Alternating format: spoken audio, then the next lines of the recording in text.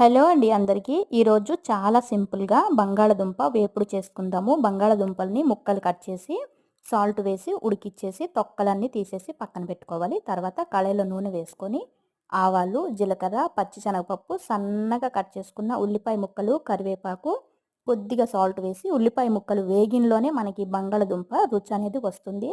Gas మీడియంలో పెట్టేసి, ఉల్లిపాయ ముక్కలు బ్రౌన్ కలర్ వచ్చేంత వరకు వేపుకోవాలి. తర్వాత మనము ఉడికిచ్చి పక్కన పెట్టుకున్న బంగాళదుంపలు వేసుకొని, ఉప్పు, కారం, పసుపు, కొద్దిగా గరం మసాలా వేసి బాగా కలుపుకోవాలి. ఇప్పుడు గ్యాస్ సిమ్‌లోనే పెట్టేయాలి. బంగాళదుంపలు వేసిన తర్వాత సాల్ట్ అయితే మనము బంగాళదుంపలు ఉడికిచ్చినప్పుడు వేస్తాం కాబట్టి చూసి వేసుకోవాలి, కొద్దిగా తగ్గించి. ఇది సాంబార్ అన్నంలోకి, పప్పుచారు అన్నంలోకి చాలా చాలా బావుంటుంది. పప్పు అన్నంలోకి సూపర్ కాంబినేషన్ అండి. చూసారు కదా! సింపుల్‌గా చేసుకోవచ్చు. Thank you.